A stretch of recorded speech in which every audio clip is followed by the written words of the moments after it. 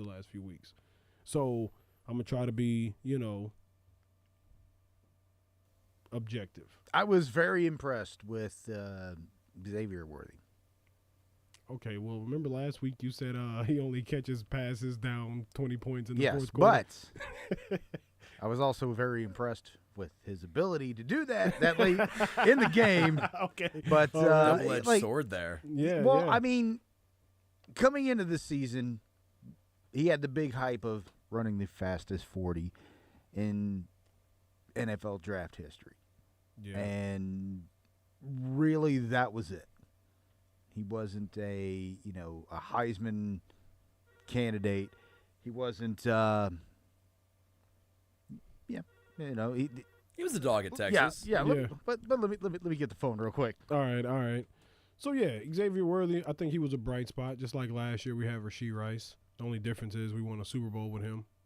But I can see the way that Rashee Rice and Xavier Worthy progressed as the season went on. If you look at their numbers in the back end of the season, they both had the same trajectory. So, to Jay's point, Xavier Worthy was that good. And I think that he is going to be a huge bright spot for this offense for years to come. And you're going to have Rashee Rice, barring the whole suspension that's looming over him. You're going to have Rashee Rice. You're going to have Xavier Worthy.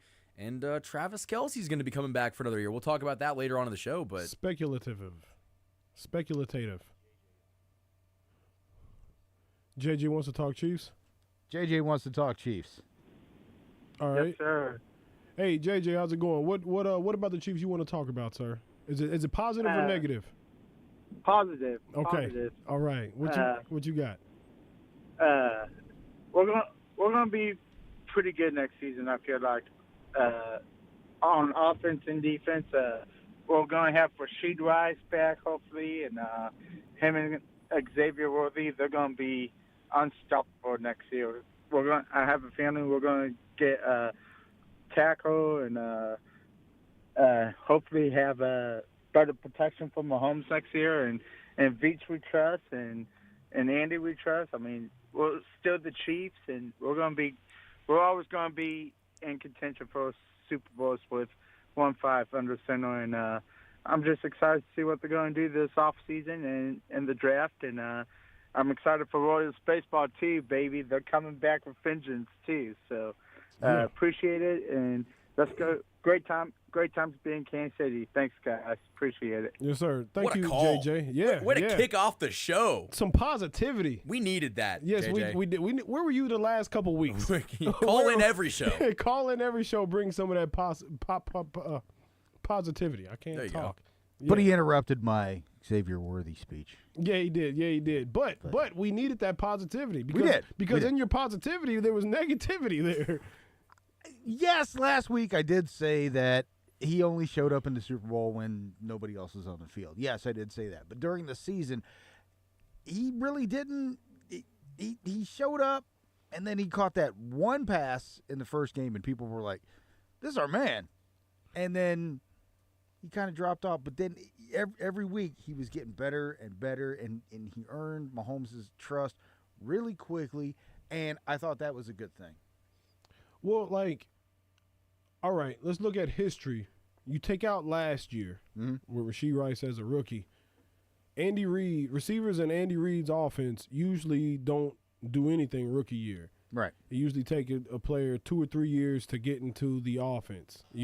So Xavier Worthy almost had an exemplary season considering, Right. And he came into the season as just a fast guy, kind of as a gadget guy, but he turned out to be the what's it called, Swiss Army knife in the playoffs. Well, think about how many people in the offseason, in training camp and OTAs said that he was too small. He was going to get bullied at the line of scrimmage, that he wasn't going to be able to, even be a productive deep threat because he's just going to get pressed right away.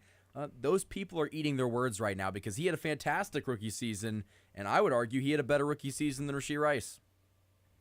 Yeah, no, I agree. And I was one of those guys, Michael D'Arcy. I just want you to know that. I was one of those guys that, I still want the Chiefs to draft a big receiver. What the Chiefs are missing is a big receiver. They traded for DeAndre Hopkins, but whether they didn't want to pay him, they didn't play him, or whether he just didn't have enough in the tank. I think I saw something that he needs to get surgery on his knee to kind of clear up some stuff. So I don't think that he was fully healthy. He's also wide receivers, unfortunately, they're good until they're not. And then when they're not good, they're just unusable. And you kind of saw that, that wide receiver room wasn't that good. You got Juju Smith-Schuster catching passes in big games, and he had more left in the tank than DeAndre Hopkins did. Well, see, I'm not going to – well, yeah. But, it's halfway through the season, and then you come play with Patrick Mahomes, so, like, that has something to do with it. All right, we need some more positivity. JJ got us started off good. He was positive. Xavier Worthy. What is one of my positives? The best moment of the season, I'd have to say – you go. I think the best moment of the season for me was that Christmas Day game against the Steelers. I felt like offensively and defensively they both clicked, and that was a team that I thought was going to go win the Super Bowl. Like I thought that team showed in that 60 minutes of football on Christmas, they're the best team in the NFL. No one is going to beat that version of the Chiefs. We didn't see that version of the Chiefs again. I don't know where the quick passing game went. I don't know where that, That's what I was told. Like, game plan. Like, come on. Like, we all knew for the Chiefs to win, get the ball out quick. I don't know what happened. I could not tell you what happened. I don't know, but this is heading toward negativity. Yeah. So, let me bring it back in. I'm gonna bring it back in. So, like, all right. So, my brightest spot of the season, I think the most, the goodest, for lack of better words. I couldn't think of a better word. So Covell's goodest moment. Yes, the goodest moment. F8. The goodest moment / thing of the season was to start the season.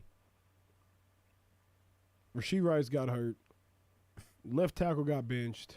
Starting running back broke his leg. Where's the good news in this? No, I'm getting there. Rookie tight end out for the season. How many other injuries were there? It was so many injuries. Harrison Butker got hurt. But mainly receivers. Harrison Butker's backup got hurt. He did. Yeah. Yes.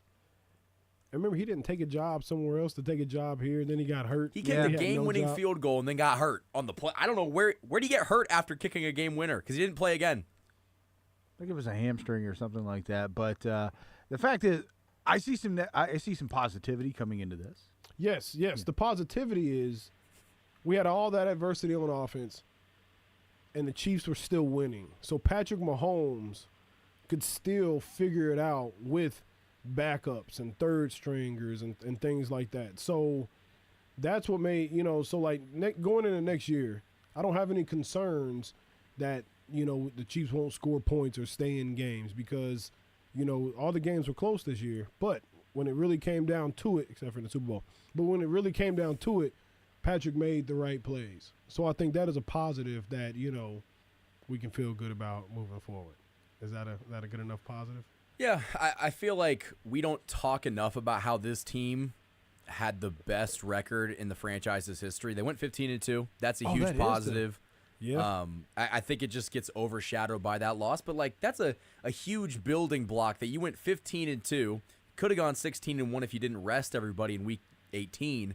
Like, you went 15-2. And if they didn't play so vanilla against the Bills, they could have won that game. When they still didn't look good in any of those games, and they still won 15 games. Yeah. So that's pretty impressive. I have a positive moment. What's that? Nobody got arrested. Oh, okay. Nobody got arrested Yet. Okay. in the season. During the regular season is early. During the regular season. But no, Matthew Wright, I think the fact that he looked like Pedro Pascal was a positive thing. Matthew Wright. Yes, the kicker. Third string kicker. Yeah. Okay. Had Look that him up. doink against the Chargers. Oh, he did. He looks like Pedro Pascal, and it was just every time I'd see him on the sidelines, I'm like, that's the Mandalorian, and he's just out there booting, and it's the little things that So impress all right, me. since we're doing those, I'm trying to think of a situation like that. I can't think of any. But I'm not that deep into my bag. But so I think this is the definition of a Super Bowl or bust season, because probably 27 other teams in the league would be ecstatic for being 15-1, but the Chiefs are, they didn't make that happen. You don't play to lose, and the Chiefs didn't end up winning that final game, and I think that no one in that locker room's like, yippee, we made a Super Bowl to go out like that. But hey, to quote Coach Fran from the Waterboy, you dib a bay, another day. That's not a bad water boy. That's not a bad water boy at all. I do have a bag of tricks that I occasionally. That you sling out? Yeah. Should have showed Andy Reid. We might have won that Super Bowl. Oh, well, hey. This is the Yeah. positivity segment, D'Arcy. This is the positivity segment. You're going to be reinforced during the during the break. So. And you know, maybe this is positive. Some people think it's positive. Some people's not. But pretty much the whole coaching staff is coming back. I like that. Yeah. I like it too. But, you know, if we win 9 games this year, now it's like, hey, let's shake this thing up a little bit. Yeah, it's something isn't working now. But I wonder if they're going to promote Bieniemy. Did they bring him back? Or? No. He's an assistant coach with the Bears, I think. Bears, yeah, bless his heart. Well, see, and look, and I feel bad for Eric Bieniemy because he's a genius coach. He can get it done. He's a good coach. But not in college. It was a 1-year probationary. We're trying to be positive. This is a positive. This is I had to. Okay, I had to. But yeah, I mean, but Eric Bieniemy, he knows his stuff, but he seems to be one of these guys that just kind of weigh on you. Like after a while, you're like, hey, I like the guy. He's good at what he does, but I don't like being around him. did you have to look me in the eye when you said all of that? Well, it started coming clear as I was looking at you. It came to mind as I was looking at you. But what are we talking about? Eric Bieniemy. Eric weighing on Bieniemy. you. So yeah, like I think he's a good coach. Like say yeah, he's certifiably a good coach. Like prime Adrian Peterson was letting Eric Bieniemy talk crazy to him. Like his video of Eric Bieniemy getting on Adrian Peterson as if he's just a bum freshman in high school or something like that. So he can get the job done, but it just like almost like myself. I think I'm good in doses. You know what I mean? I'm good in doses. But if you see me every day, all the time, and be like, man, this guy. You know what I mean? I think that's how Eric Bieniemy is. So I feel for him is what I'm saying. He should be the offensive coordinator. He should be a head coach. But if people don't like you, it's hard to, yeah. He's blunt, but he's got a point. Yeah. Accountability. That was a very good feature that he had. Who? Eric Bieniemy. It didn't matter if you were Patrick Mahomes. It didn't matter if you were Travis Kelce. He was going to hold those guys accountable. But what it seemed like was for Patrick it's like, hey, I won a couple Super Bowls. Stop raising your voice at me like that. Stop talking to me. I got kids, man. So yeah, I think he should be a head coach. But they don't like him. What team would you put Eric Bieniemy in? It's not the point. Don't put me in that situation. Yeah, I have to. Where would you see him being a successful head coach? Well, see, but that's the thing, though. I can't really see it, though. I don't think he's a head coach. I think he's probably a coordinator. You know what I mean? His resume says that he should be a head coach, but he seems like one of them head coaches that get hired to be fired. His resume with the Chiefs says that he could be a head coach. I mean, he went to Washington and wasn't very good as the OC. Now what was that quarterback's name? He's not even playing for them no more. What was his name? Sam Howell? Sam Howell. For maybe that. Up until like week 12. No, he was leading the league in passing yards. Taylor Heineke. No. It was Howell. It was Howell. And within 12 weeks of the season, he was leading the league in passing yards. So he knows what he's doing. But I think he's just a high-end offensive coordinator, not necessarily a head coach. He didn't do great at UCLA. Nah, he was only there for a year. True. And it came out that it was just a deal. Let me be here for a year because I want to get back to the league. I don't know. Kind of like that time Michael Jordan. Nothing played like that baseball time. for a year. Yeah. No, you know what? Since you brought we it have up, compared Michael Jordan to Eric Bieniemy. What are we doing? Well, but since he brought up Michael Jordan and leaving and stuff, what was up with that? That was like some gambling, some stuff. They think they not think. It's pretty much the timing is very coincidental that he was facing a year-long suspension for gambling, but at the same time, it might have looked bad for the league for suspending their Best their player. Yeah. When you know that his father died like mysteriously on He's on the side of the on highway. the side of the highway. And the guy that did it, there was a check, a large check amount from Michael Jordan. So, like, no, the whole thing is weird. And the only reason why I bring that up is LeBron James has nothing like that on I his thought you were going to say resume. Eric Bieniemy took a gamble and No. it didn't work out. That's what I thought you were going to say. No, when he brought up Michael Jordan, I was done with Eric Bieniemy. but yeah, like Try to tie it back. Try to tie it back. No, can't think of anything to tie it back to it. Nah, that's. But I could tie it back. how could you tie it back? So we talked about The Last Dance. We've talked about Michael Jordan. Mm-hmm. This might be Travis Kelce and Patrick Mahomes' last dance this season. This could be the very final time we ever see those two play, together. Because Travis Kelce's contract's up after this next year. There's reports right now from Diana Rossini of The Athletic, from Ian Rappaport of NFL Network, that he's essentially going to play next season. I mean, even Brett Veach of the Combine said that. Pretty much he's going to be. Yeah, like we are Kind under of the like how I impression. said it last week whenever I said he doesn't want to go out in second place. He wants to go out. Well, but there's a lot of dudes that didn't want to go out, their team not making the playoffs. Yeah, Jason- because Jason- life sucks sometimes. Okay, not everybody can win their very last game in His the brother championship. didn't. Yeah, this isn't a lifetime. Oh, movie. we do not slander Jason Kelce. Oh, in this I love room. Jason His Kelce, brother didn't. but Yeah. he didn't.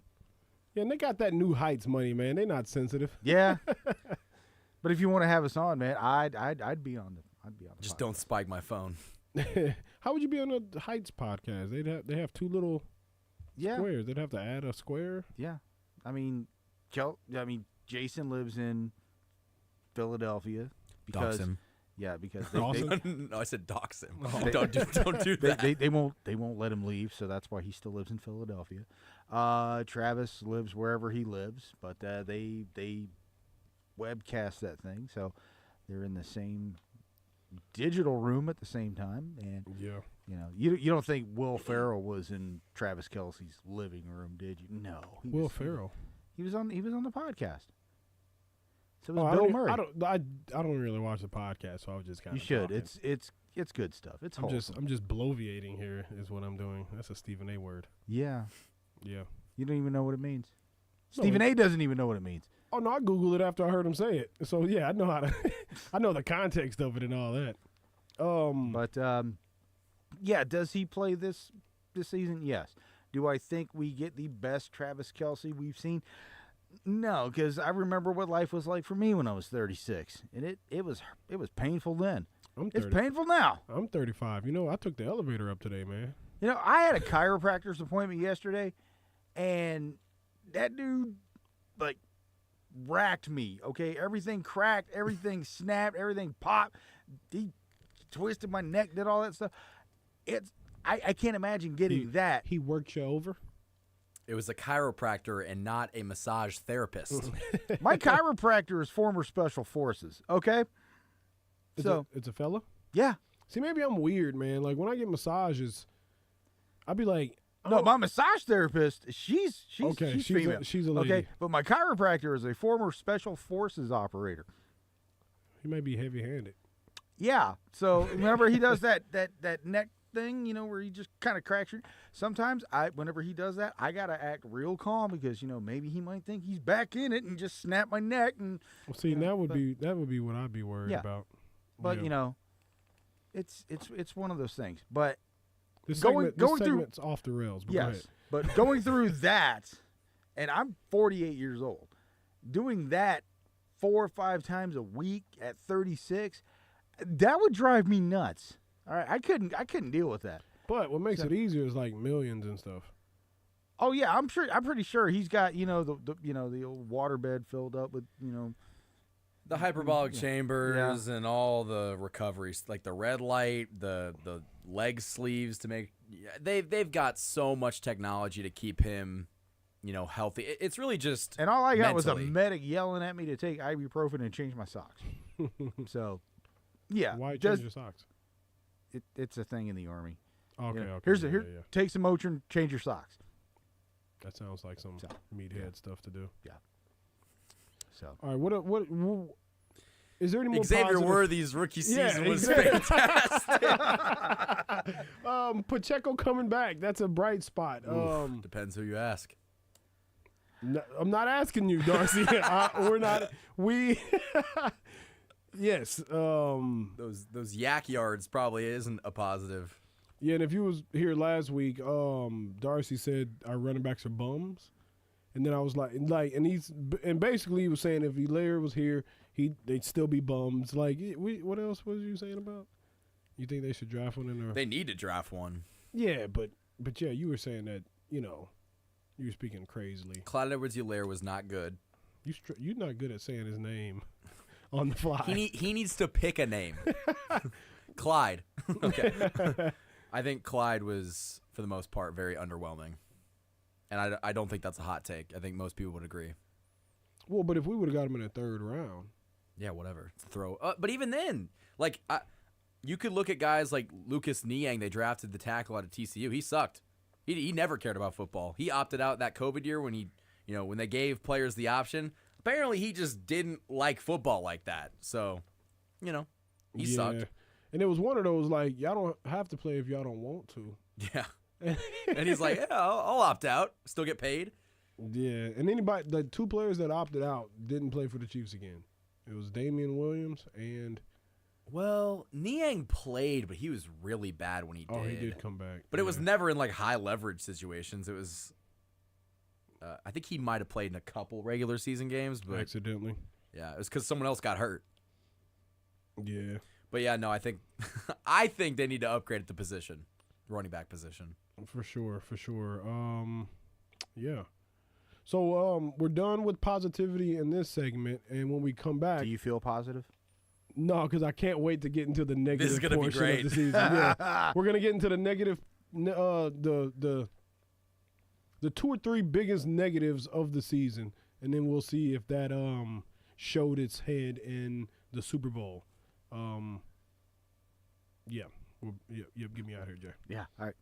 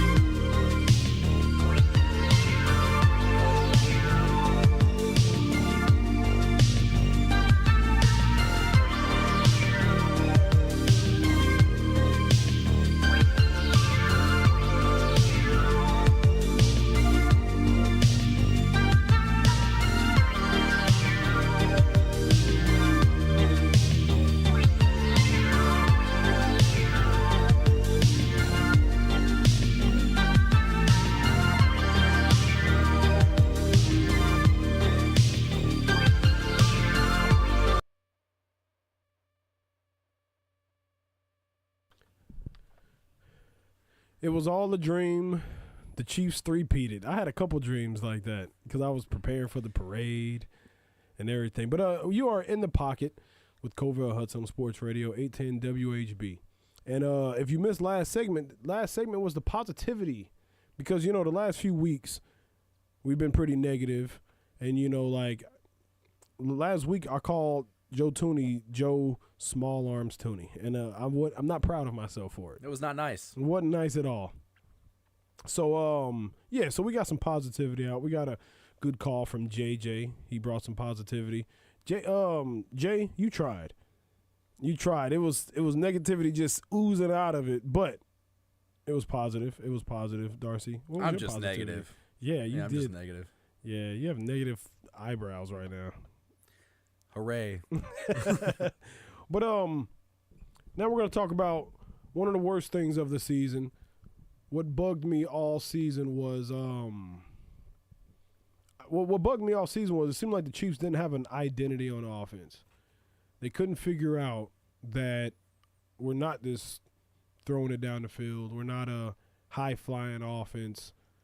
But they kept trying. And then when they couldn't do that, they said, all right, we're going to do 3 yards in a cloud of dust. And then we get closer to the end of the season, then they're like, all right, we're going to do this quick game. You know, you see these games here, when Mahomes get the ball out quick, they're successful.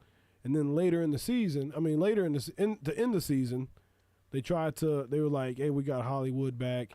We have Hopkins. We're good to go down the field. And then in the Super Bowl, it felt like they thought they were going to be the greatest show on turf, and it didn't work out that way. So I guess, what was annoying about the offense was we couldn't put a finger on what the identity was. What do y'all feel about that? I agree with that because I want to say that they didn't really have depth. They didn't really have a go-to person, and if they did, they didn't have anybody behind them. Well, and I'd say it was Kareem Hunt, but then in 2025, if Kareem Hunt is your go-to guy, you probably have a little bit of a problem. Yeah. Like, not even no offense to Kareem. I think he played great. He played his heart out. Yeah, he played great considering we signed him halfway, 6 games in, and he came in and was available every game. So, but as far as difference maker, and I think that is what you be speaking about as far as the running back position. What was your worst thing of the season? I think you make a really good point about the offense and it just not being explosive. They didn't have an identity. I think they've kind of turned Patrick Mahomes into Alex Smith. They've neutered his best ability, which is to go down the field, which is to find a deep threat, to find a receiver for a quick slant. Like, they didn't really do that a lot. It kind of just felt like we're gonna run this 2 or 3 yard out route and get 3 yards on a play because they were just so limited by the receivers or either just their offensive. They didn't have a plan, it felt like at times. Yes, and that's a problem. That's a problem. Yeah. I would say a couple negatives that I personally have is we talked all season about how we were a little bit concerned about all the close wins and like playoff games are going to be close. So finding ways to win close games isn't a bad thing.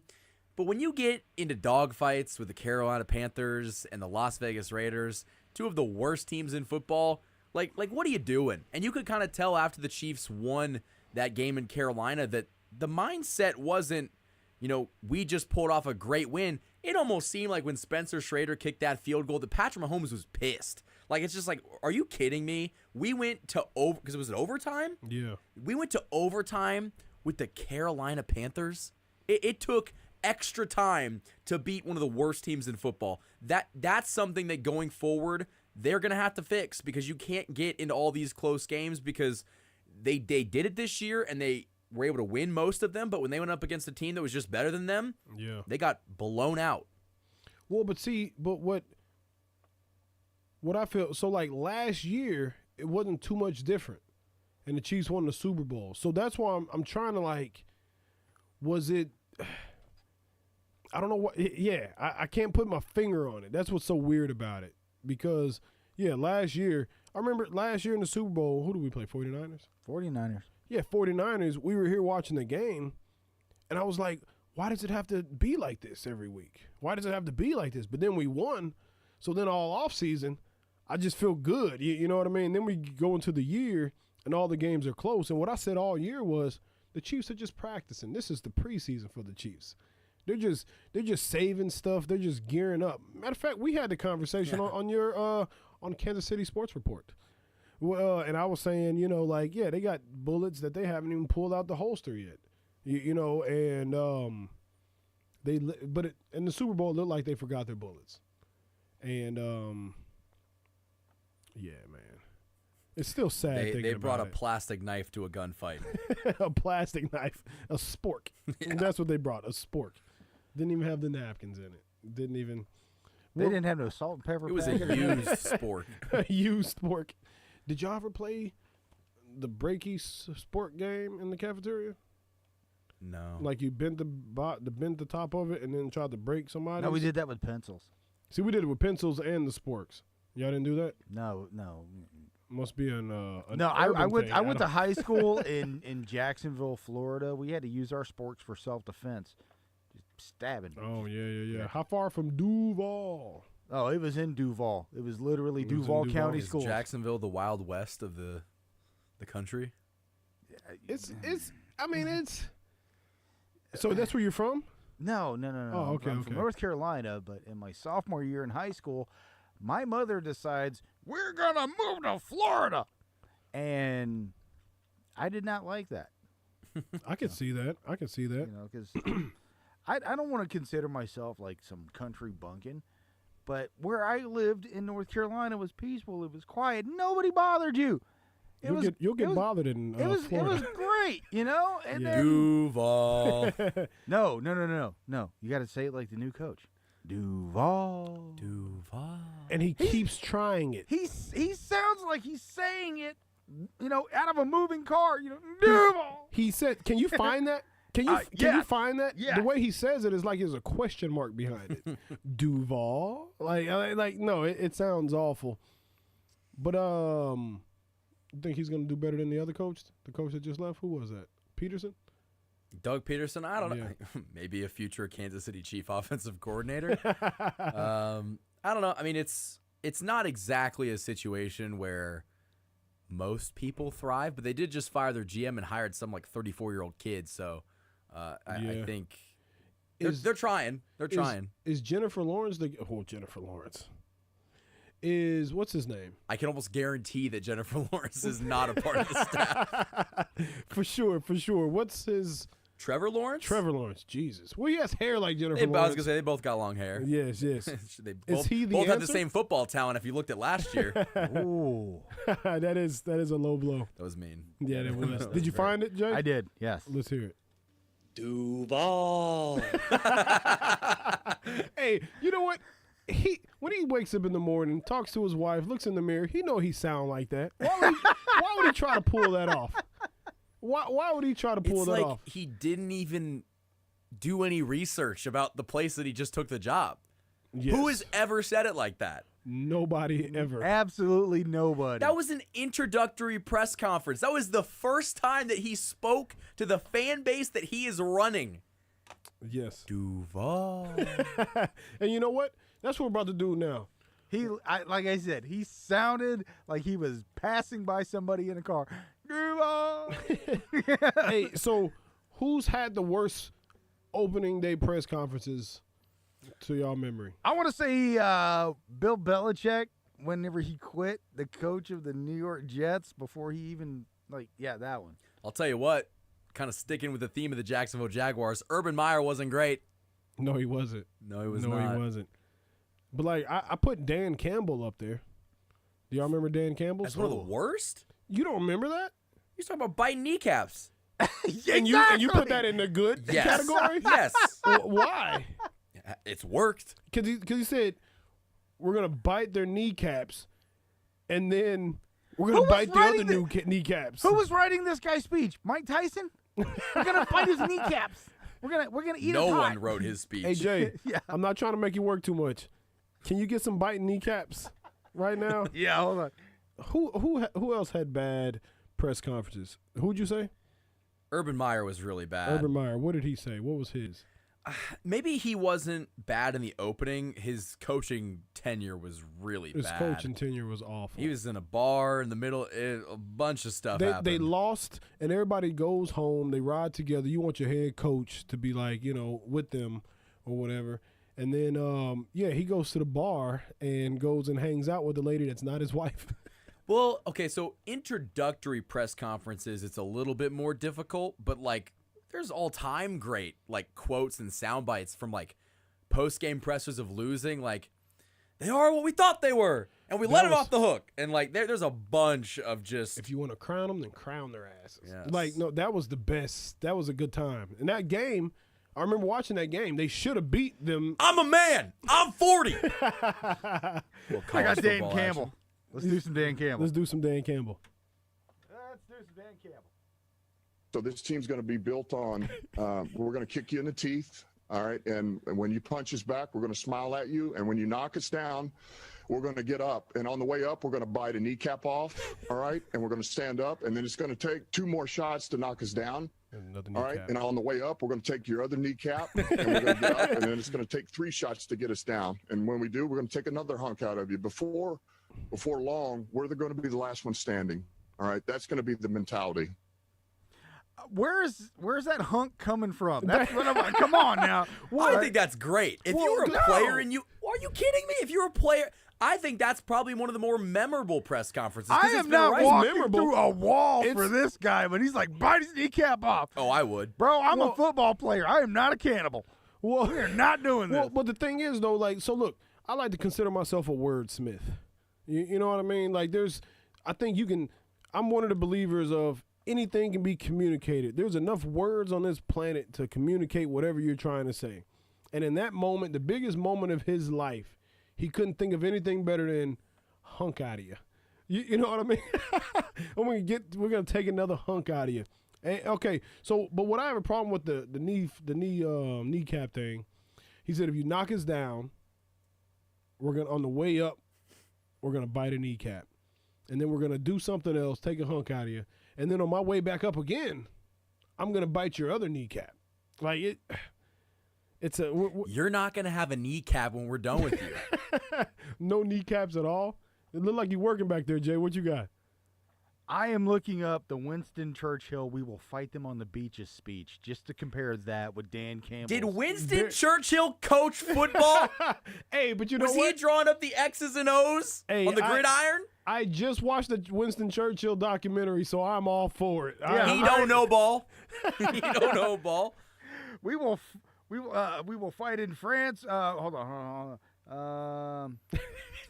We shall go on to the end. We will fight in France. We shall fight in the seas and the oceans. We shall fight with growing confidence and growing strength in the air. We shall defend our island, whatever the cost may be. We will fight on the beaches. We will fight on the landing grounds. We shall fight on the fields and in the streets. We shall fight in the hills. We shall never surrender. And even if, which I do not for a moment believe, this island or a large part of it were subjugated and starving, then our empire beyond the seas, armed and guarded by the British fleet, would carry on the struggle until in God's name, the new world and all its power and might steps forth and rescue it, the liberation of the old.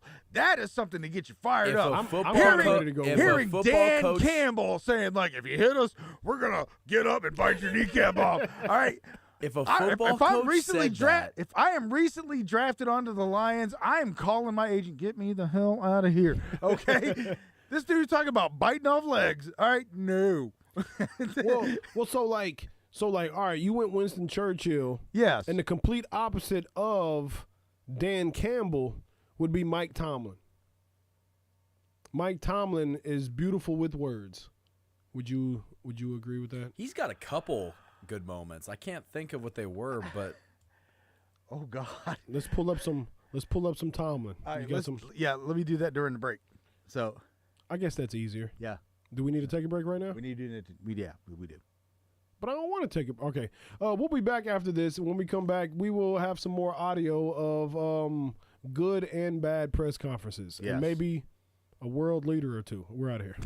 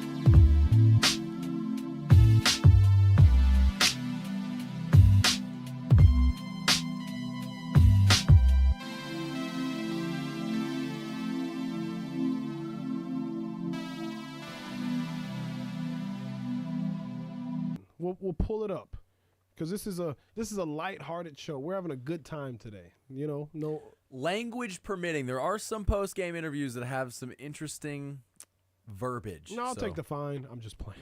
Yeah.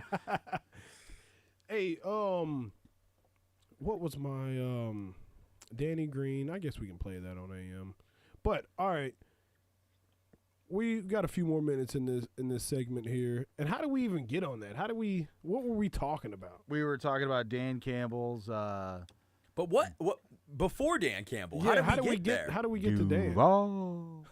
But how do we get to? Oh, Duval. Yeah, that guy. Opening press conference. He said Duval, and then we compared it to. But how do we get to opening? I'm gonna stop asking. I have no idea. Man, like. Why don't you listen to the podcast whenever we're done? Hey, but when you're in the pocket, there's no telling where you go. We can go anywhere, because the pocket is. I'm not even gonna try to do it. I'm not going to try to do it, because I was going to try to be cute with words. Deep and cavernous. Deep and cavernous? Mm-hmm. Sounds like you're coming on to me, man. I don't know what that means. I don't understand what that means. I should have brought a flask to work tonight. The show is way off the rails. It is. In the pocket, off the rails. In the pocket, off the rails. That sounds like a good action movie right there. Covell, Hudson. In the pocket, off the rails. All right. What are we most looking forward to next season? Revamped O-line. Well, it's not going to be revamped. It's going to be retooled. We don't have enough money, enough cap space, enough luck, enough people that'll trade. An adjusted O-line for the positive. How about that? There it is, an adjusted O-line. I want to watch Rashee Rice, man. I want to see what he could do full season, another, off season under his belt, fully healthy. Let's get him a driver this summer. Yeah, are you going to say he's going to crash into the record books? Oh, boy. Yeah, I went. Flame out, crash and burn. Oh, There's definitely a lot we could go with. But yeah, it is, but we shouldn't. That doesn't mean that we should. No, because people have our phone number, and they probably know where the studio I is. love Rashee Rice. No, me too. Not as an Uber driver, but oh boy.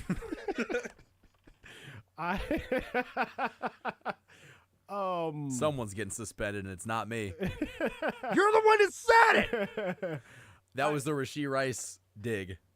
Yes, it was. It's not as good when I have to explain it. Well, no, yeah. Hey, you know what? When I'm doing a show and I have to explain a joke, I verbally accost the crowd, so I understand. Accost, that's the right word? Yes. Yeah. See, I told you I'm a wordsmith.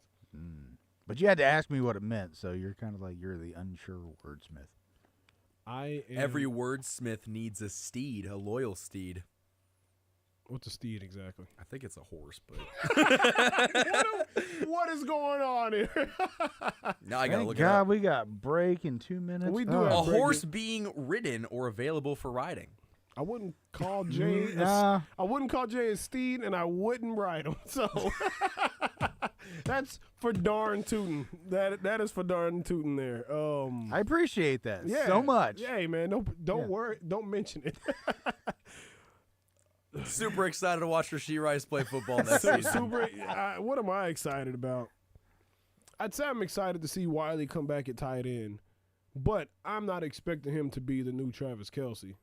I think Noah Gray's probably gonna have a better season than him next year. What do y'all think? I think so too. I think they lean on Noah, and I give him 700 yards, 4 touches. Wow, it's crazy. I can't. Who? Noah Gray? Noah Gray. He's not a 700-yard guy. I don't think he's not.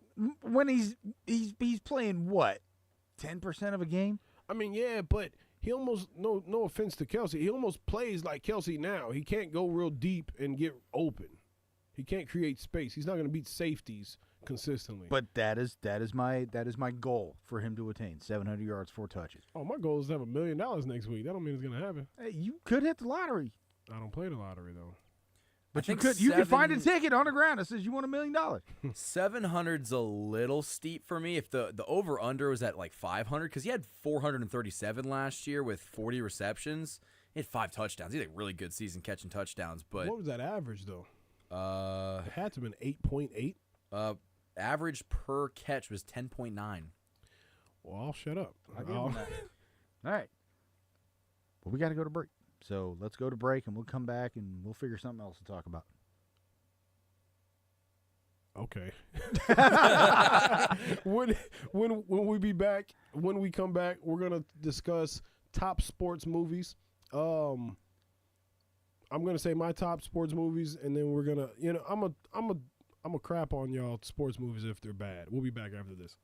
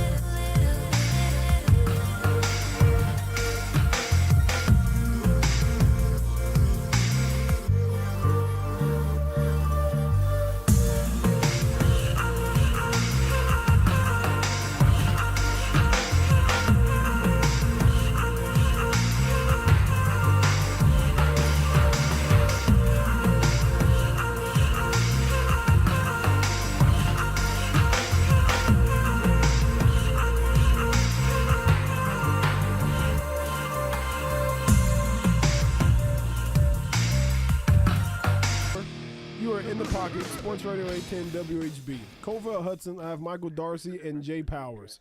And we are in Duval. No, we're not in Duval. We're in Kansas City, of course. But, yes, this segment, we are going to be discussing top sports movies. Yeah. So, I pulled up, what is this? IMDb. Internet Movie Database. Oh, that's what that means? Yes. I never knew what that meant. IMDb. But I hate their list. I don't like it at all. It's a rather traditional list, I'll tell you that. But y'all want to hear what?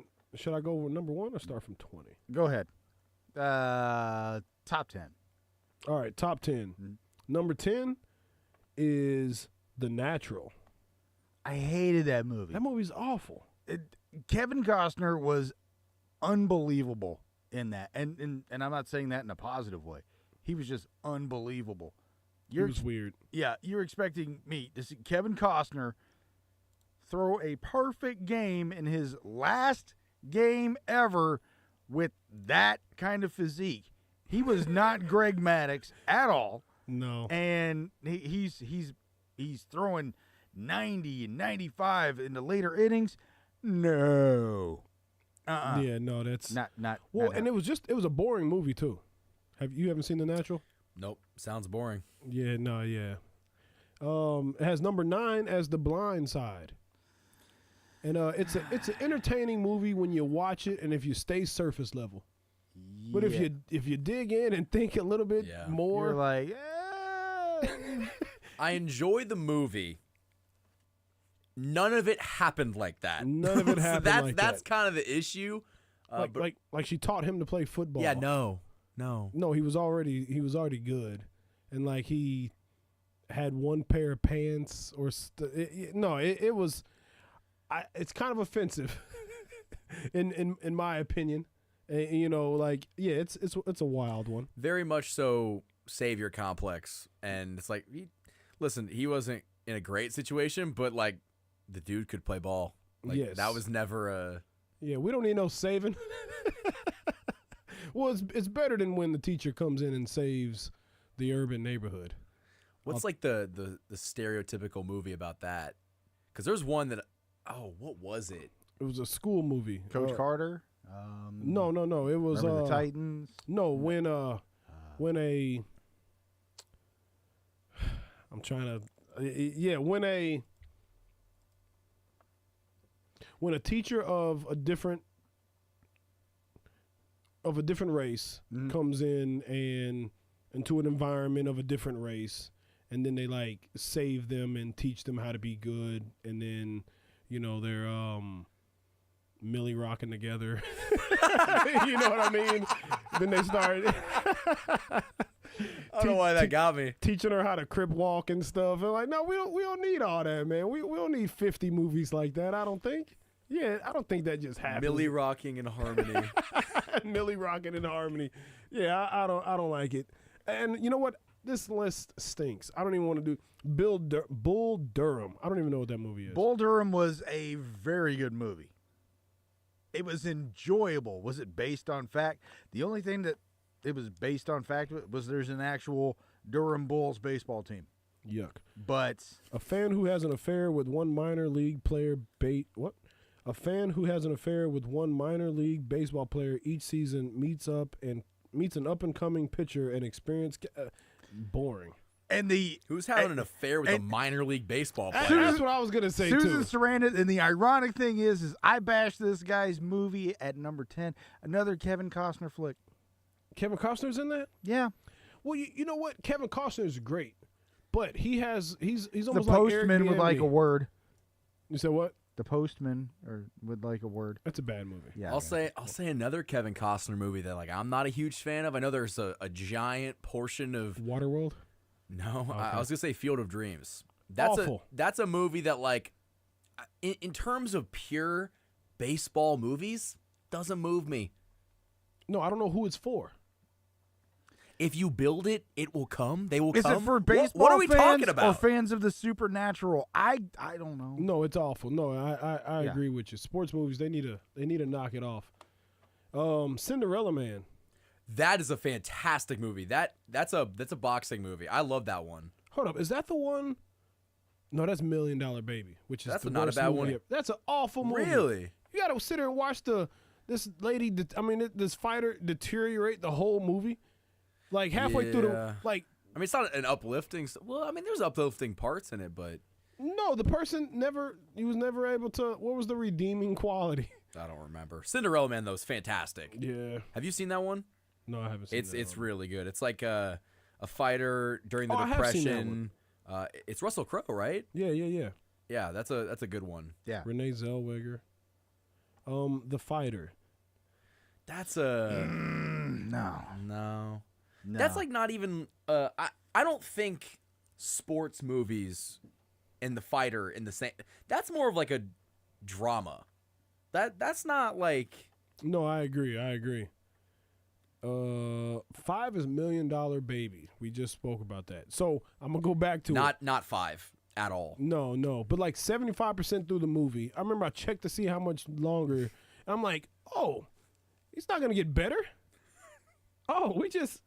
She just hurt the rest of the movie, and now that was an awful movie. Raging Bull. I haven't seen that one. Came out in 1980. I wasn't born. That's a classic. That is a good boxing movie. Way better than Rocky IV. Yes. 3 is Field of Dreams. Sucks. Yes. 2 is Rocky. See, now that we're gonna get into an argument. Let's talk about it. We are gonna get into an argument. Let's talk about That is one of the greatest sports movies ever. You could say it's the best, and I'm not gonna hate you for it. What makes it the best? It's literally the Because he ran upstairs and then punched the air? no. He didn't do that until Rocky II. Okay, fair enough. All right. Rocky itself. Think about the cultural impact it's had, and like the people spoofing it, like The Underdog. But It was the original Yes. Underdog movie. Well, but like, I mean, but underdogs need to do better things to make themselves feel better. Because like my only issue with Rocky, well, the fact that he was like kind of slow the first 3 movies. He had like 2 or 3 lines and he would mumble. Adrian. And then was it Rocky IV? They had him giving a speech and he's being all like, I think we need to save the world. When you get knocked down, you gotta get back up.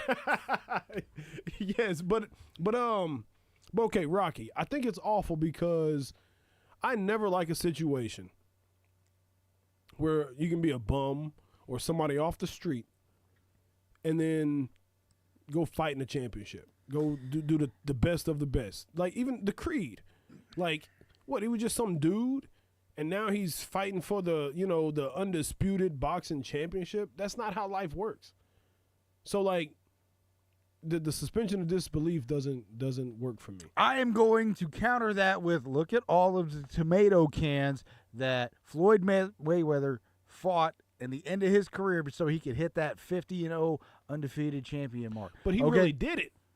But he was still like, let me do this. Well, they all kind of be selective. All right, yeah, but he was handpicking people that he knew had no shot against him. Well, yes. Okay. But what's the story of Rocky? What was Rocky doing before he started boxing? He was an enforcer. He was down on his luck, factory worker. He used to beat up guys for the Philadelphia Mafia. So he could, and he was a amateur underground boxer. And when Apollo Creed comes into town, big celebration, because it's the bicentennial, and he's going to give America a show. He's going to give somebody the American dream. I'm going to give you the opportunity to become the champion, and I'm going to look. It's like Mike Tyson letting Jake Paul fight him. Yeah. Yes. Well, that's what I have a problem with. However, okay, I did like Creed. Like, but let me see you do a real man. but when you look at Rocky doesn't win at the end. He does not win. He shouldn't, and then the story should be over. He lost. Why does he keep getting chances? We didn't lose. He did lose. He lost the but first. He lost.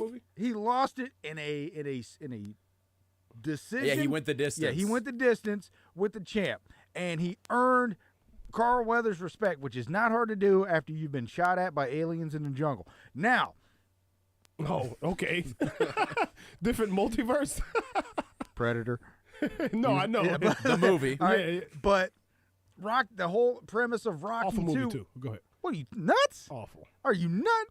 We're taking this off the air. Oh, my God. I can't believe. No. You think that's a good movie? Predator is an enjoyable movie. I think your Rocky take is a little bad. but My Rocky take is great. It's a great take if I say so myself. if you didn't have Rocky 1, you wouldn't have Rocky 2, and Rocky 2 was the champ is offended. He is incensed that he didn't beat this lowly guy. And people are wanting a rematch, and finally he got ego. It was an ego thing where I've got to beat this guy fair and square. So he's gonna train and got the montage music, and he's gonna whoop him, and he doesn't.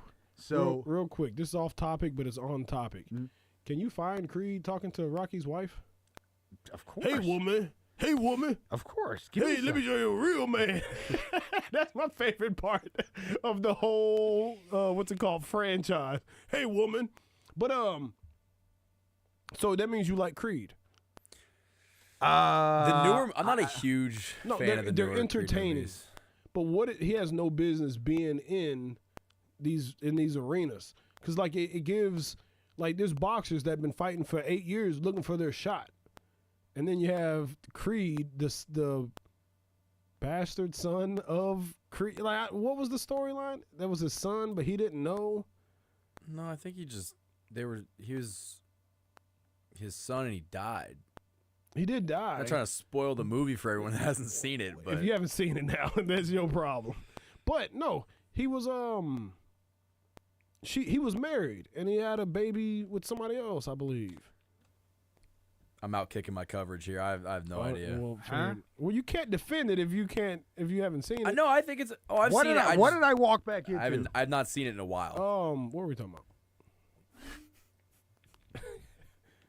Creed being the son of. Oh yeah, Creed was he was the son of the original Apollo Creed, but out of wedlock or something, right? Something like that. I mean, it was the '80s. He was a big profile boxer.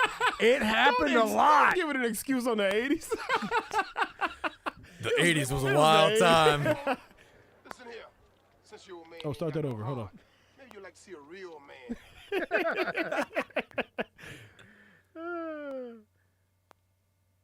Fantastic movie. Hey, woman, listen here. Since you're a man and ain't got no heart, maybe you like to see a real man. I bet you stay up late every night. Whoa, I don't know how much is. I don't remember exactly what he said. It's Mr. T. Nobody knows what he said. Hey, woman. But still, I mean, the story of Rocky in the first movie, it's entertaining. Yeah, it's entertaining. It is. It's better than Field of Dreams. It is by leaps and bounds. Well, but it's like saying ice cream is better than celery. Okay, well, what would you think is a better movie than Rocky? I've got one right now. The Program. You haven't seen that one because you're too young. Talladega Nights, the Ballad of Ricky Bobby. That was better. I mean, if we're going there. You said what? I said, Sweet Baby Jesus. Yeah, I know, right? The show is all over the place. But what's another one? Any Given Sunday. Show Me the Money. What is that one? Jerry Maguire. Jerry Maguire. See, like, look, that's a good movie. Yes, I like movies. It wasn't a real sports movie. It was a sports agent movie, which made it. But here's the thing. Good. But I like real. Yeah. I like watching it, and then you can talk to somebody that's been in that situation, and that's how it is. You know what I mean? Yeah. Like, besides Jake Paul, who else has just gone into a ring and then fighting important people? Logan Paul fought Floyd Mayweather. I mean, well, besides outside of the Pauls. Outside of the Pauls. Like, yeah, like it just seems silly to me. Like the suspension of disbelief. Because, like, as a matter of fact, Eddie Murphy had a joke about Rocky or whatever like that. He said, this one he was doing stand-up. He was like, I left the theater and what did he say? About all the Italians that thought they were Rocky. It's a 5-foot Italian trying to fight me. You know, like, it's something to make 5-foot dudes feel good. Feel good. 5-foot Italian guys feel good about the movie. But that you could say the same thing about the Karate Kid. As soon as you watch that, what were you out doing? On a tree stump in your backyard practicing the crane kick. Yes, Karate Kid. That is a top sports movie. It's pretty good. Yes, because like wax on, wax off. The importance of that was muscle memory. Muscle memory. Once you get to like the third Karate Kid movie, it's like, all right. No, it gets. We can't. The second one's not bad though. 1 and 2 are pretty good. I would definitely say the Karate Kid because that's iconic too. If we're talking about like iconic sports movies, Karate Kid, Rocky. I think one that we haven't talked about, Moneyball with Brad Pitt, like fantastic movie. It's an alright movie. Talk about realistic. That actually happened. Yeah. I don't like Tom Cruise that much though. Tom Cruise wasn't in it. It was Brad Pitt. Brad Pitt, Jonah Hill. I haven't seen that one then. It's really good. What's his name? Tom Cruise. Tom Cruise. A little too short for me. Too short. That's why I can't watch Mission Impossible and just believe it. Like this 5'2" dude just whooping everybody. Like It was the same thing in Reacher whenever they made him, because well, yeah, he can't reach who he's fighting. They got ain't got time for that, man. I need to see like somebody big and just believable. So, what do you think is what is your favorite sports movie? Favorite sports movie. Favorite sports movie. See, I got like I have to say Any Given Sunday because it was fun. Have you seen that? I think yeah. Yeah. I think that's a great movie. What'd you think about 42 with Chadwick Boseman? That was good. I like that one a lot. I thought it was good. I don't like my sports movies pulling at my heartstrings the whole time. Sure. I don't know if I need that. If I needed that, I'll go watch The Blind Side. Damn. No, it was no, it was a good movie. It told a story. It's better than A Brian's story song. was told. A story was told. A story was told. Oh yeah. That's probably the worst sports movie ever. Because half the Subject movie was matter. in a hospital bed. See, I haven't seen the movie. I know the situation. No, it's rough. Yeah. I see. I'm a car guy, so I like the racing movie, and I know some people are going to get upset looking at you, D'Arcy, but racing is a sport. So how'd you know what I was gonna say even before I said He it? saw your shoulders. yeah, as soon as I said racing, you slumped and was like you were getting ready to posture. No, I really liked Ford and Ferrari. Ford versus Ferrari. I will watch that movie twice. I will stop watching a video of my own wedding to watch Ford versus Ferrari. Me and you both were like Ford versus Ferrari. It sounds like a documentary. Is it a movie? It is a movie, Okay. and it's Matt Damon as Carroll Shelby, and you've got Ken Miles, that was Christian Bale, and it was the story of Ford's attempt to dethrone Ferrari at the 24 Hour of Le Mans, and what went into. Yeah, they did 4 times. 2.5 hours. It's a quick 2.5 hours. So I'm gonna have to check that out. It is a really, really enjoyable movie. Now, if you know nothing about racing, it treats you like that, but it's not to the point where they've got everything dumbed down, but you can still understand the terminology and the things that went into making this car. Is it better than Talladega Nights? Very, Okay. very. That's high praise. And the fact that Matt Damon does a great Carroll Shelby is phenomenal. So he's got that Texas drawl down, and he's got those Shelbyisms. It is very good, and fighting the bureaucracy that Ford had, because Ford wanted to do it their way, and Carroll was like, "No, you need to do it this way if you want to win." And it turns out that Carroll Shelby was correct. And there is no amount of it's not all rosy. They throw shade at Ford Motor Company, like they throw it out. I'm gonna watch that movie. And if it's bad, I'm going to bring it up next week. If you don't like cars, you're not going to like this movie. It's number I love 2 cars. on Rotten Tomatoes' top 150 sports movies of all time. I will say, I don't listen to Rotten Tomatoes. Most of the time, I don't think they know what they're talking about. The number one sports movie of all time, according to Rotten Tomatoes, is I, Tonya. I have never seen... What is that? It is... Margot Robbie's in it. I've not seen it. Oh, that's the Tonya Harding movie. And I haven't seen it. Maybe this is wrong. I don't think that anything from 2018 can be listed as one of the best ever. But No. I will definitely say check out Ford and Ferrari. Ford versus Ferrari. I will. Check it out. I will. Number 1 on the IMDb list. We stopped at Rocky because I had to tell y'all why it was bad. Oh, did I just forget? Because I couldn't wait to say what it was. Hoosiers. I've Gene been meaning Hackman. to watch that. Gene Hackman does a very, very good, basketball coach. Yeah, but it's just dry, and none of the players are good. Like why? That's one thing I hate about sports movies, when somebody can't play. Like you can tell they can't, but they put them in They throw there. a ball like they've never touched one in their life. Yeah, like well, you gonna dislocate your shoulder like that, fella? You're hitting a baseball like you're golfing. Yeah, it just doesn't. There's a Disney movie that I have not seen, but the guy's like throwing a football, and it's like, have you touched a foot? Have you seen anyone touch a? Like how? Like his drop back was like one of the worst of all time. It's really bad. Yeah. My favorite movie, sports movie, I believe, has to be Remember the Titans, because I wanted to play for Denzel Washington in that movie. Like how do y'all feel about that one? I like that movie. Yeah, no, it was a good one. It's a really good movie. And then on the other hand, I hate Rudy. How do you feel about Rudy? You just hate underdogs, man. Whether it's I hate Rocky. All or, right. Look, all right, I know, all right, no, all right, no, all right. hold on. I love underdogs when they take the proper steps and they do the process.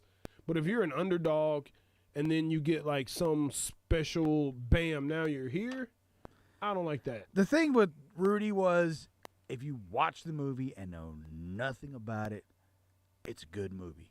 But again, it's kind of like The Blind Side. When you start looking into it, and There wasn't no black people in that movie. it was Notre Dame, all right? There were, Well, you said Blind Side. Well, so, all right, go ahead. but All right. when you look into it, like Joe Montana, greatest linebacker ever lived. By the way, Waterboy, great movie. Linebacker? You've never seen The Waterboy? Yeah, but you said Joe Montana. Joe Montana. He's greatest linebacker ever lived. If you've seen the movie, Okay, you would get it. I got you. You would I'm get it. slow. All I've right. seen Waterboy, and I don't. Yeah. Waterboy, it's top 10 maybe. He's the best linebacker since Joe Montana. Joe Montana's a quarterback, you idiot. I said Joe Montana. I think I remember that. all right. I remember that. I ain't seen it in about 10 years. So though. that's the second Waterboy reference Yes. this show. Okay? Yeah. But It's too even- many. You blew it. but Joe Montana was on that team and was like, none of that stuff happened. No, I mean, some of it, yeah, but did all the players lay down their jersey just so? No, they didn't do that. Did they carry him off the field? Yes, but in a joking, sarcastic manner. And that's the thing. Yeah. You know, did he really get a quarterback sack? No, he didn't. Of Yeah, course yeah. not. So, like I've played football, and we've had little runts on the team that were just there. They couldn't do anything, and the stadium never said, "Rudy, put him in." Like, well, I guess at the end of the game. Covell. Yeah. But no, I mean, when you look at it, and then later on down the road, where Rudy got pinched for fraud. That know really what? happened? Yes. In the movie? No, later on in real life. Oh man! All right, and then you're like, well, if he got pinched for this, how much of this movie? And it But see, I didn't see those deleted scenes. The Anyway, directorial edit. But I mean, no, I mean, really, like Rudy, good feel good movie for the moment. Well, But you so know, the premise of Rudy, if you haven't seen Rudy is a guy. He's a fan of Notre Dame football, and at this time, Notre Dame was the top of the top. Yeah. Think of Alabama. Alabama. That's where Notre Dame was, and it was this kid, dude. He was probably 5'2", 130 pounds. Wasn't fast. Couldn't catch. Couldn't throw. What to play couldn't kick, linebacker? and he wanted to play linebacker. So I guess they thought, It's like Sky Moore trying to play wide receiver. oh my Lord, Oh, Sky Moore just took some shrapnel out of nowhere. Coach, Just- what do you think about that? Duval. he was minding his business, and then he just caught some shrapnel. What was I even talking? I don't even know what I was.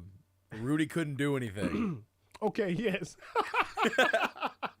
Okay, Rudy couldn't do anything, and then I don't remember how. No, he was like the water boy or the manager. Yeah, he was working with like the field. The field guys, the yes. field guy. And they thought something was wrong with him, so they let him stick around. Yeah, and they did use him as a tackling dummy. Yeah. And he was getting like hit by the whole team, kind of like my ex-girlfriend in high school. But Ew.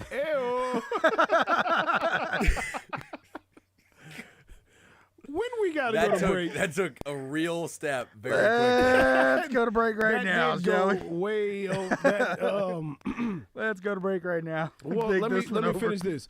Long story short, an unqualified fella.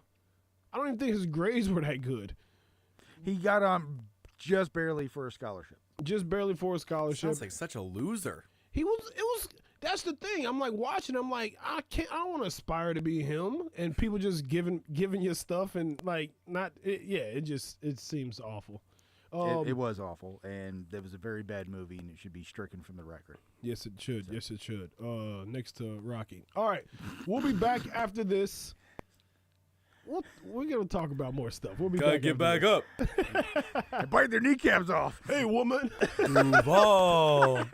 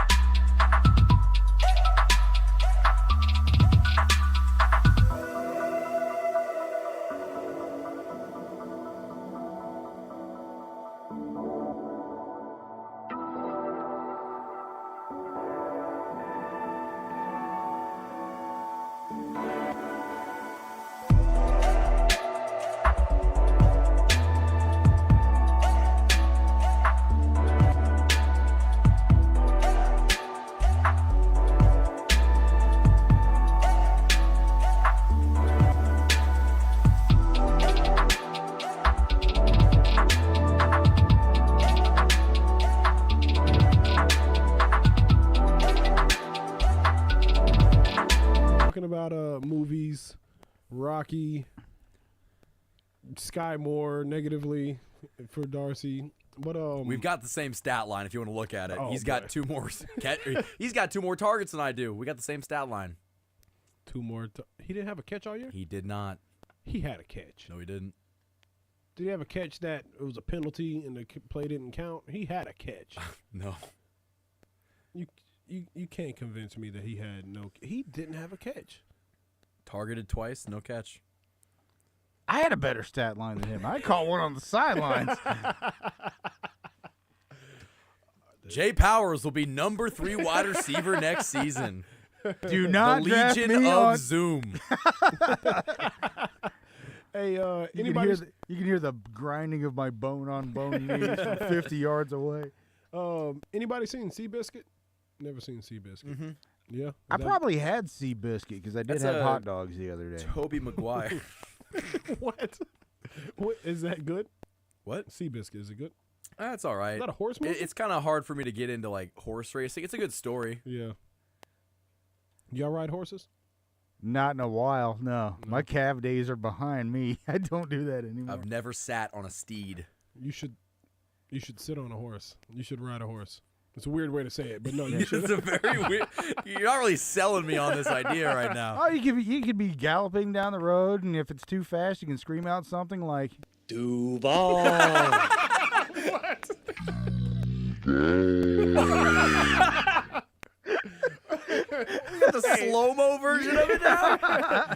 That's how you know this show's been going on too long. He had time to slow that down. Yeah, that's the chopped and screwed version of of Duval. That's what you say that when you fall off the horse. Duval. What shows y'all watching? Oh man, Have y'all seen Yellowstone? yeah, I have. Yes, I need to. And ironically, Kevin Costner vehicle. Kevin Costner. Well, see, Kevin Costner is great, but he can be moody from what his history is. You know what I mean? Yeah, and he plays a great ranch head. He does. Okay? And the fact is that he's got the big bearded brawny muscle guy. You can afford. He acts great in that. Who? And, Kevin Costner. No, he's great. That's peak Kevin Costner. You know how good he was in that movie, in that show. He was so good that they killed him off, and the whole thing just died. Yeah. So, that's one of my rare Kevin Costner good job movies. Well, see, like Kevin Costner, he's either going to be great in it or he's going to be awful. There's nothing in the middle. Field of Dreams. That's a good example. But Yellowstone, we enjoyed that so much. Me and my fiance, we started riding horses. Really? Wow. Yes. Well, and Where? There's places that have stables, and they do. And look, let me take it back. We were doing trail rides. So you were riding on a horse, but you were not in charge of that horse. I wasn't in charge of the horse. Yes. And what were you spurring up and get him, boy, and trotting down there, or were you at you a don't know my leisurely life, gallop? Jay, but yes, you were at a gallop, or you were at a little trot. Well, they were kind of trotting, and we've done a few, but like trail horses, like they tell you the commands and how to control them. Yeah. But they literally are like, hey, bro, I know where I'm going. Yeah.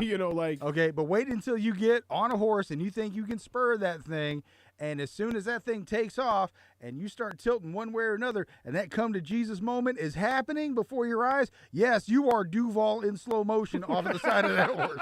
Okay? Hey, if I fall off a horse, I'll put whatever I love. I will say Duval as I'm falling off. With my luck, I would not only fall off the horse, but the horse would fall on me. Yeah, that'd be awful. If he breaks his leg, I think they fall on you or something like that. They do. But I've fallen off of many horses. And what was I doing on a horse? I was in the first cav. Okay. What's the first cav? The 1st Cavalry Division. What's that mean? The one with the horse patch. Oh wow. Okay. And World War One. What are we talking about? The look on Jay's face behind the he's glass. disappointed. I am deeply offended. I'm like, you don't know about the 1st Cavalry Division? Hold on, but what? 1st Cavalry Division. Yes. I didn't actually know they still did that. Yeah, they still have a horse detachment, and you have to know all That's that what stuff. you're. Okay. I was not in the horse detachment, but I knew people who were. Oh, in what? the I horse thought you were detachment. telling us you were in it. No, I was in the 1st Cavalry Division. The 1st Cavalry Division has a horse detachment. I knew the guys in the horse detachment, so they would take us out. If you wanted to, just take. Okay. All right. You know, Fair enough. Let's ride the cavalry. So horses. you're saying our army, our country in 2025 to 20, like we still have horse units? Yes, but it's purely ceremonial. They're not taking the Okay. We're not going to war bringing the horses. No, what I was we've wondering. got tanks instead of Could horses. we get now. the Russell Wilson "Let's Ride" sound effect sometime soon? Let's To pair get that it. with Duval, that's got to be an all-timer. Can you? He's back there working today. I am. Y'all got me going. As a matter of fact, Have you heard it? He's got a soundbite. Unlimited diarrhea. unlimited diarrhea? I says kid that? you not. He has said that. Well, and look, and Jay, not just can you get like a compilation of cringy Russell Wilson? He is a cornball. He's a cornball. Bless his heart. And I think I be trying not to disparage my fellow man, but man, oh man, he can't even help it. And remember when he was like, when he did the Let's Ride thing, he was like, I Broncos got foe country with me, but he's like, I got foe with me. I'm like, ugh, why you say it like that? Like, it's like he's rich and he's successful, but he's a cornball. And can't play future in the locker room. is that a real thing? You know the whole thing behind his children. Yes. Yeah. Yes. Well, and I guess to be fair, I'd tell you to turn that music off. You're not hearing Mask Off. You're not hearing any of it. That's unless somebody plays it from their phone. We gotta keep going. I'm working on it. All right. Like, all right, let's move to this one because we're going all over the place. Cringiest athlete.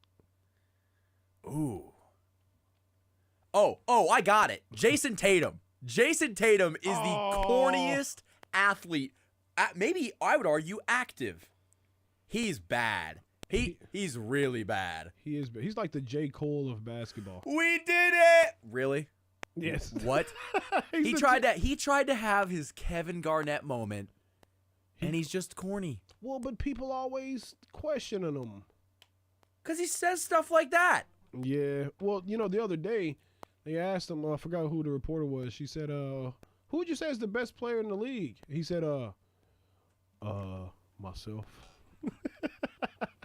That's a ridiculous question, by the way. Why isn't my Madden rating 99? I mean, when I make my player on Madden, it's 99. I make my Madden player like 82 because that's about where I'd be. I'd like to get the real. You're really big into realism. I am. If I I am big made into my realism. if I made my Madden player based on my stats right now, they would cut me. Okay, they would. They're like, your creative player did not make. Yeah. Sky Moore's still in Madden. Oh my Your Lord. creative player is 48 years old, has had 4 knee surgeries, a back surgery, and 2 concussions and a broken ankle, and you want And somehow horse burn. you somehow have you somehow have a 19 speed. Your acceleration is -5, Peyton and Manning you was have 19. hands of stone. Come on now. Were you able to find some Russ Wiss? Ugh. Broncos country, let's ride. That's it. Can you find? There's a few compilations. There's a few compilations, but they got music behind them, and I'm not taking that risk. Yeah. So I'm. Let's ride. Let's ride. So you said Jason Tatum. What makes you okay?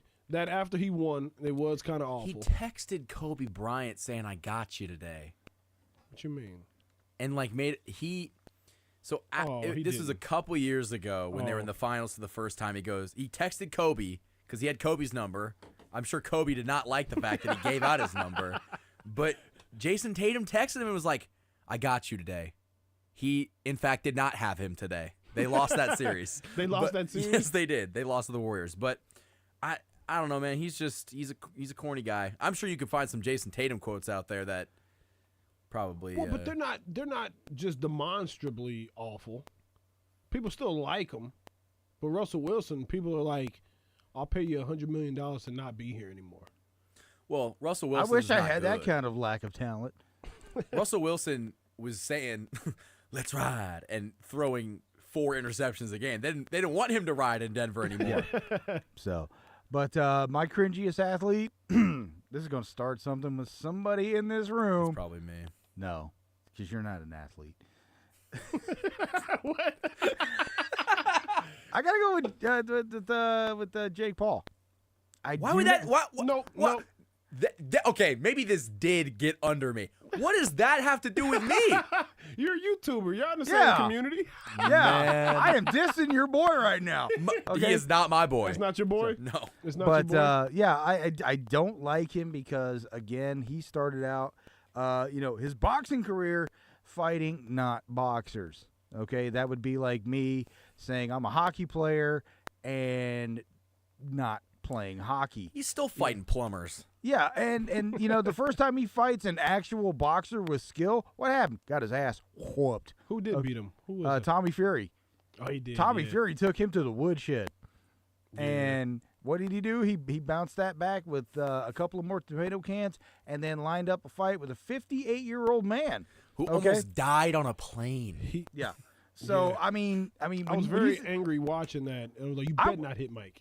I was hoping Mike, we would get training film Mike, because training film Mike was like scaring my cats and stuff. I mean, he was He had the terrifying. sound effects and everything. Anyone can look good hitting a bag. Once you You get know, in there, it's just Well, no, different. it's then- beautiful. He has the form and all that. It looks scary. But then But then we didn't get Mike Fury. We got Mike. Could have should have stayed home. And and he's touting it all like I beat Mike Tyson. Yeah, some other guy. I'll even to just discount this whole conversation. He's not an athlete. Let's stop talking about him as an athlete. So that's what I was gonna say from the beginning. I don't know if I put him in athlete. I put him in the Creed category for sure. Yeah, definitely a wannabe. So he knocked Nate Robinson out. Nate Robinson's like fighting for life right now. Not funny, but he ruined his yeah. image. He ruined everything. Yeah, you get knocked out. You get put to sleep. He put not Deontay Wilder. Who am I thinking of? No. It was a striker. He beat him twice. It was bad. Aiken, something like that. No. He beat like a couple of UFC fighters.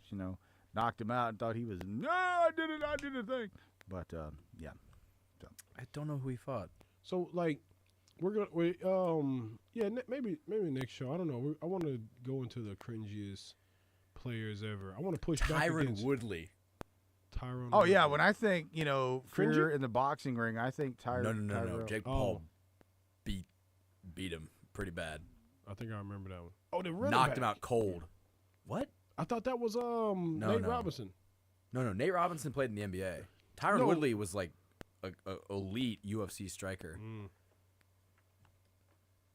He fought Nate Diaz? He beat Nate Diaz? But he's a UFC dude and he was boxing. Yeah. So like, yeah, if you put it the other way around, well, yeah, I don't know. But if I don't know. He fought Anderson Silva, which is another old UFC guy. Yeah. Old dude. And like, I'll give Jake Paul. He's got a powerful right. And he, when you He watch can knock him, me out. yeah, he can do some damage. I think I can get him. You think you can beat? No. Jake Paul? Yeah. No. Yeah, no, if I train, No. I've got paws. And Jake, yeah, no, he's not a boxer. I just can't get caught with that right. Think about how hard it is, though, to like knock out Tyron Woodley and Anderson Silva. I don't think he actually knocked out Silva, but he put Woodley on the canvas, like twice. I mean, when you're fighting Took a his person, lunch money. When you train to be a boxer and you fight somebody who is not trained to be a boxer, that'll happen.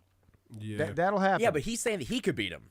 Well, I'm not saying if that you train to be a boxer, yeah, I would. I would train to be a boxer. He's a big boy, but yeah. I'm shooting your dreams down right now. No, it's not like- happening. He'd probably give me in the ring, but I can get him on the streets. I think Covell I'm not could gonna argue beat with Jake that. Paul. There it is. That's how you know this show has gone completely off the rails. Whatever. We got to take a break, don't we? Yep. Okay. Let's take a break and we'll come back and wrap this thing up. Let's ride. Let's ride. Let's ride. We'll be back after this.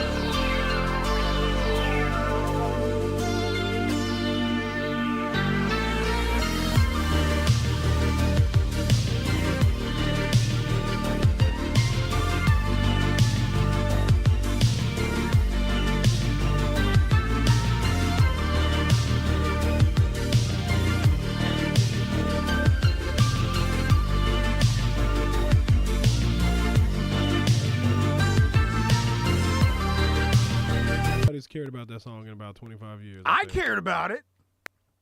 25 years ago. When's the last time you just played it in your car? Put it on your iPod?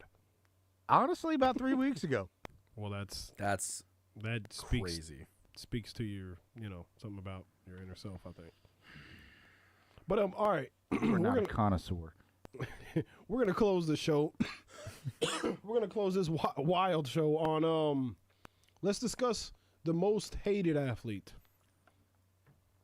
Like there's you can kind of put. So are we saying personally most hated, or are we talking like Universal? Like, okay, I hate this guy. Universal. Oh God! So that's if we're listening to the news and the sports and all that stuff, everybody on the Kansas City Chiefs football club, they're the most hated. I guess that's true.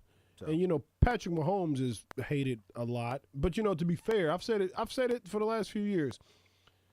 If Patrick wasn't our quarterback, I would hate everything about him. I'm like, look at his hair bouncing. Not anymore.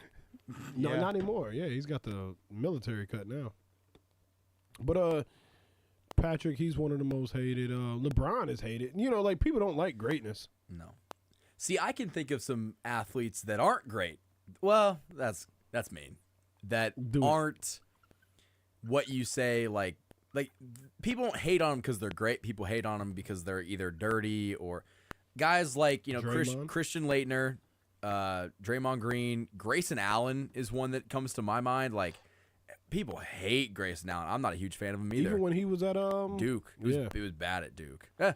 Isn't it crazy that 2 of the 3 that I mentioned came from Duke? Well, Duke traditionally is a not likable fellas. J.J. Redick, I still don't like him. I still, like he'll be coaching. I think he's doing a good job, but I still don't like his face. Some people you can just meet them and then you're like, man, I don't like this dude's face. It's not just me. I don't like the way he looks. I don't like the way he looks. I don't like the cut of his jib. I don't like the way he says, Duval. Hey, all right, let's do this real quick. Over under 8 games for Duval fella, for the new coach in Jacksonville. Under. He'll get the over. It's his first year. No. If they fire him 8 games into his coaching career, they need to just nuke the franchise. No. Wins. 8 wins. Oh. Way under. They got Jennifer Lawrence. Trevor Lawrence. Why keep calling him Jennifer? They got Trevor Lawrence, though. He's supposed to be. You're going to make Trevor Lawrence Chris Everett you. What's Chris Everett? Oh, my God. What reference Jim is that? Everett. All right, Jim Everett went on ESPN2 back in the day, and it was Jim Rome. He was on the Jim Rome show, and he kept calling Jim Everett Chris, which is a female tennis player. And Jim Everett at that time was a male football player quarterback. And he kept telling Jim Rome, hey, listen, knock it off. And he was like, okay, whatever, Chris. And then Jim Everett stood up and dispensed hands on TV. On Jim Rome? On Jim Rome.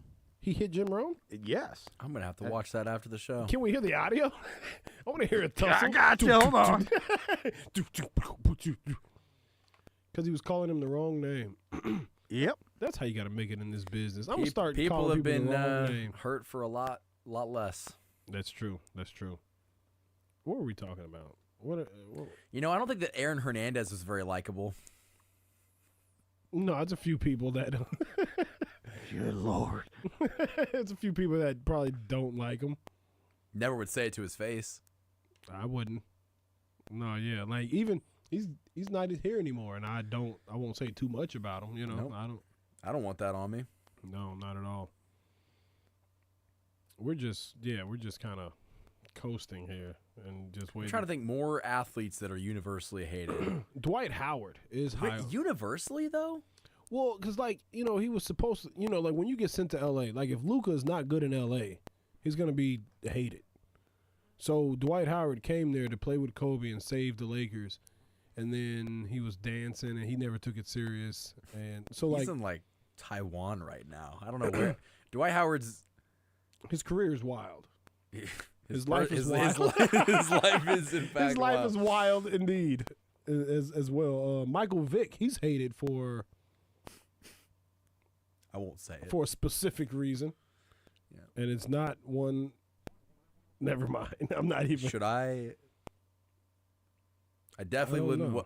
I wouldn't let him house sit. I wouldn't let him walk my dog. That's for sure. Or do anything with my dog. You're like, "Oh, you going out of town? I can feed him." Nah, man, don't worry about it, man. All right, probably are you better ready off. for 80 seconds of insanity? 80 seconds of insanity. Let's 80 do it. seconds of insanity. Heard that before. Jim, good to have you on the show. Good to be here, Jim. Thank you. Check that. Chris Everett, good to have you on the show. You know what? You've been. Oh, yeah, if I knew how to push buttons, I would. We'd be. Hold on, what happened? I didn't push the button. I said it was 6 seconds. Yeah. That's what Jim, you good to said. have you on the show. Good to be here, Jim. Thank you. Check that. Chris Everett, good to have you on the show. You know what? You've been calling me that for about the last 5 years. About 2 years, actually, Chris. Well, hey, you know what? Let me say one thing. In that game, how many sacks did I have that we came back and won? How many sacks did Yeah, you how have? many sacks? Let's see, but this was back in 1989. Okay, that was See, you about may have six. even been Jim Everett back there, but somewhere along the way, Jim, you ceased being Jim and you became Chris. Well, let me tell you a little secret. That, we're sitting here right now, and if you guys want to take a station break, you can. But if you call me Chris Everett to my face one more time... I already did it twice. You call one more time, we better take a station break. Well, it's a 5-minute segment, or 5-segment show. We got a long way to go. We do. We got a long way to go. We do. I'll get a couple segments out of Well, you it's before. good to be here with you, though. Well, it's good to see you, because too. you've been talking like this behind my back for a long time. But now I said it right here. Right, exactly. Well, we got no Well, I problems think, then. I think that you probably won't say it again. I bet I do. Okay. Chris? Oh, that's what I want to hear right Yeah. Yeah, that's where the hands were dispensed. there. Oh, man. yeah. We're in the dust. What's the old saying? We're going to flip some tables? Oh, there were some tables flipped and there were some punches thrown, and Jim Rome learned Well, the hard way. And you know what? He deserved to get hit there. He was asking to get hit. He stood there. on business though. He stood on business, but standing on business will get you hit. It'll- And yeah, definitely check out the video on that, because that table was this was not a push it gently. No, this was a Monopoly table. oh, we you know. heard. Yeah. All right. There were. It sounds like the sound effect.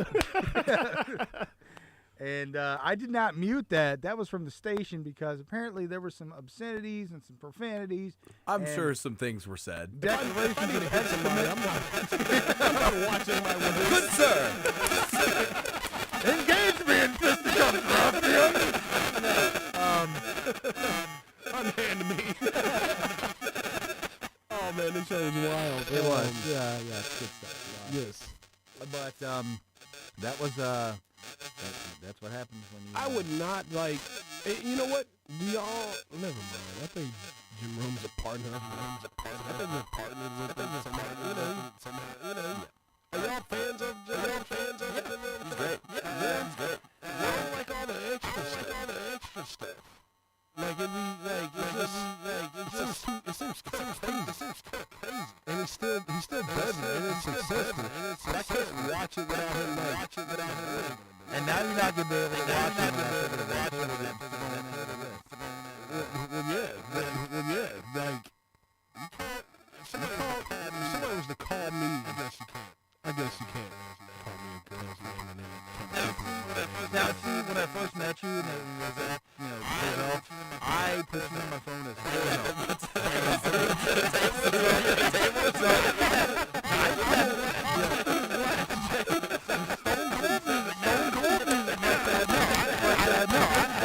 the way that they pronounced it, I thought it was Covell. No, it's Covell. So I corrected it. So hey, how much time we got left? we got about a minute. The first time I called Jay, and I get, my number's not in his phone or whatever. Yeah, it is. No, it wasn't in my first time. Yeah, the first time when I was like, because I was like, hey, Jay's gonna be having a show, so let me call him and kind of, I was like, hello, is this Jay? He's like, who's this? Who this? Whoa. Is this Jay Powers from, I had to change my voice. I was like, is this Jay Powers from Sports Radio? All I heard was Clubber Lang on the hey, woman. That's exactly Call what me Jay. Call me Jay one more time. you would have thought I called. Hey, man. I think you said Yeah, that's exactly what it was. I'm going to change my answer machine. Thank you for calling Jay Powers. Leave a message at the tone. Duval. All right. I think we need to get out of here. I think we do too. Yeah. Follow me, Covell Hudson Comedy, on YouTube. Vail Hudson everywhere else, Instagram, Twitter, and stuff like that. Follow me. I'm gonna be posting more. Watch it, like it, subscribe it, tell people about it. D'Arcy? You guys can find me on YouTube at KC Sports Report. That's kind of the one-stop shop for everything that I do. But yeah, great chopping it up. What do you do at Kansas City Sports Report? We talk Chiefs, baby. Every day, all Every off day? season long. Okay, so you're always working. Always working. All right. I would think you would know more about the. I'm just playing. I was gonna trash you, but I won't. I won't trash you during your promotion. Say my name one more time. I'm not on the internet. I'm on a 30-day Facebook, man. Well, from the guy that was talking about a horse regiment, like not on the internet, sounds crazy. All right. We're done. We're done. We'll see you next week, and Hopefully. This show was wild. We'll be back next week. Stay positive. Be happy. Be kind. Only when you have to. We'll be back next week.